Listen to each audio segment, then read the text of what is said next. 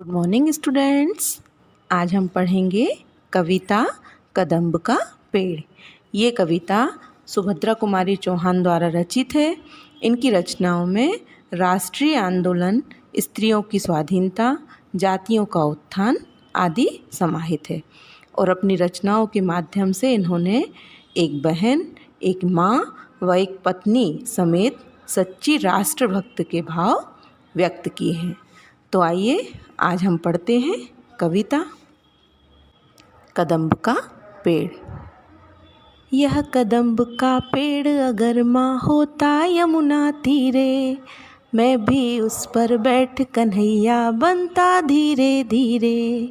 ले देती यदि मुझे बांसुरी तुम 2 पैसे वाली, किसी तरह नीचे हो जाती यह कदम्ब की डाली।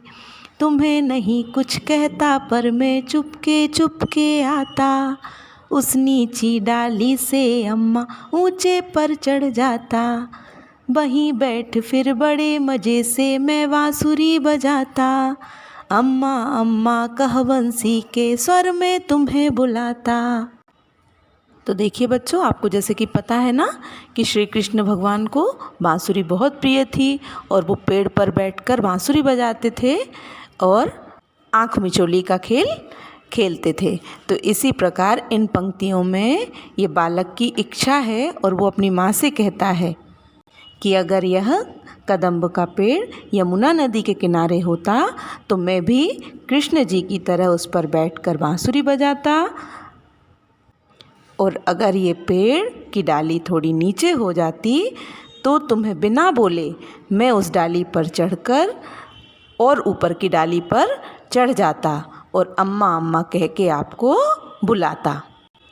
सुन मेरी बंसी को माँ तुम इतनी खुश हो जाती, मुझे देखने काम छोड़कर तुम बाहर तक आती।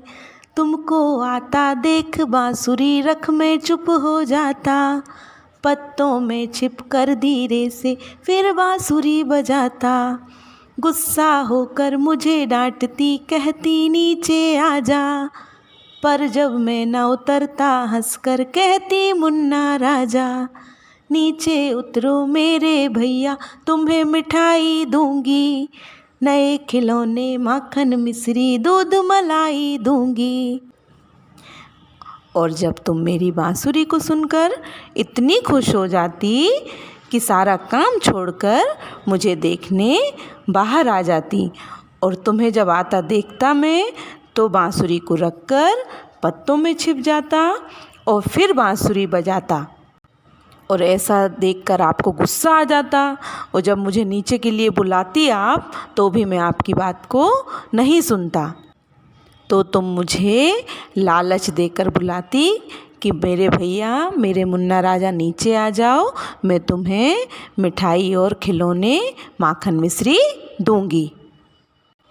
मैं हंसकर सबसे ऊपर की टहनी पर चढ़ जाता, एक बार माँ कह पत्तों में वहीं कहीं छिप जाता।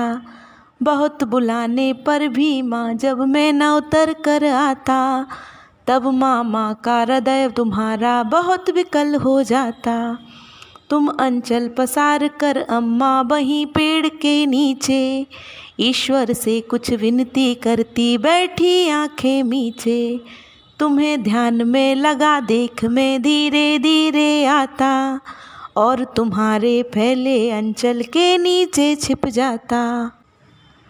और फिर भी मैं हंसकर जब सबसे ऊपर की डाली पर चढ़ जाता और एक बार फिर छिपकर जब माँ कहता और बहुत बुलाने पर जब मैं ना उतरता तो तुम बहुत व्याकुल हो जाती। पता है क्यों? क्योंकि माँ को डर लगता कि कहीं मेरा बच्चा गिर ना जाए, उसे कुछ हो ना जाए। तभी अपना आंचल फैलाकर पेड़ के नीचे बैठकर ईश्वर से प्रार्थना करती कि हे भगवान मेरे बच्चे की रक्षा करना। और जब तुम्हें ध्यान में लगा हुआ देखकर मैं धीरे से आता और तुम्हारे आंचल में छिप जाता।